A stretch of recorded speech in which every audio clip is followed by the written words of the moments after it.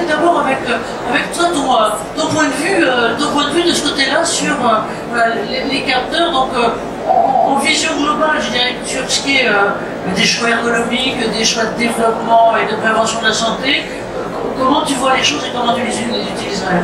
Bah, de toute façon, à un moment donné, on a besoin d'informations pour comprendre. Et le problème, c'est que si on n'a pas de capteur, si on...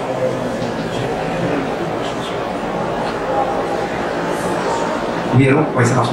Je disais que, c'est ce que disait Pierre, on a besoin d'informations et le fait de montrer qu'avec des capteurs, des choses objectivées, qu'on arrive à montrer, bah voilà, là on est dans le rouge, là on passe au vert, à un moment donné, l'agent il le comprend, il en prend conscience, forcément les chefs de projet ils en prennent conscience, alors le must c'est qu'on prend le chef de projet, on le met comme cobaye, il se rend compte tout de suite, parce qu'il le vit dans son corps, mais en plus on lui montre les capteurs, donc ça c'est imparable, ça marche super bien, mais je crois que c'est ça qui est important, cette notion de prise de conscience.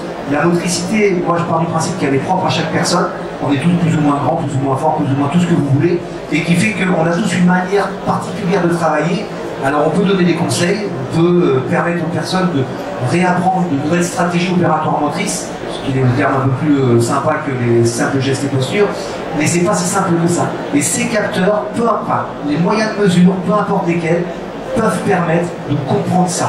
Et quand vous expliquez à un agent, quand vous montrez avec des données mesurées, ben voilà ce que tu fais, comment tu le fais, pourquoi tu le fais comme ça, etc.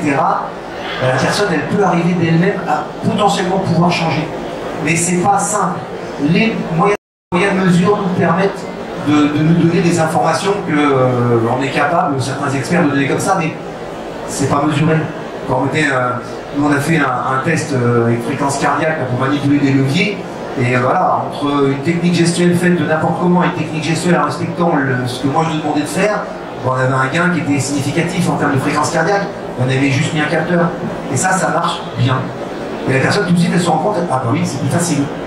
Tu dis que c'est plus facile et le capteur le fait aussi. Donc ça peut aider pour les TGV Océane, les trains en première classe, on est toujours face au déplacement. Donc arrivant au bout vite, c'est pas comme une voiture qu'on tourne, le train il repart dans l'autre sens, donc il faut qu'on tourne tous les sièges. Donc on a une table à déplacer et on tourne tous les sièges. Donc là on a fait des mesures simplement fréquence cardiaque et on a montré que la table de 19 kg ce n'est pas possible. Parce qu'on est en rouge.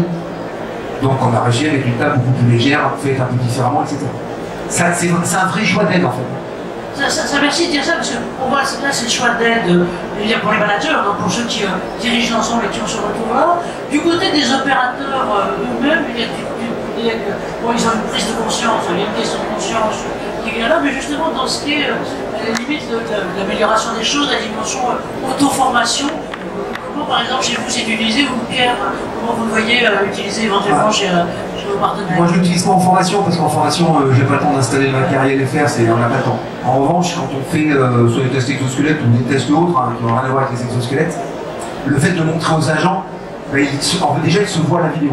Alors, Pierre parlait de la Kinect, alors moi aussi j'ai une version, alors tout ce qui est le plus basique de la Kinect avec un petit applicatif Excel qui a des années-lumière de ce que fait Pierre, mais simplement de filmer une personne, de lui montrer en projetant, hein, le gars il est en train de soulever sa charge, on projette là-dessus et on voit ce qui est vert, ce qui est rouge, etc. Un truc tout simple, les gens voient, et comme ils voient, ils prennent conscience, parce que ce qu'ils font, c'est ce qu'ils sont en train de voir, et que ça change complètement les choses derrière. C'est pour ça qu'en formation, d'utiliser des vidéos, simplement pour filmer quelqu'un et puis de lui montrer la vidéo, puis d'expliquer ce que nous on comprend de ce qu'il fait, ça lui donne des informations supplémentaires. Alors si on met des moyens de mesure, c'est mieux, parce qu'on a du vert, du jaune, du rouge, et ça c'est très très intéressant.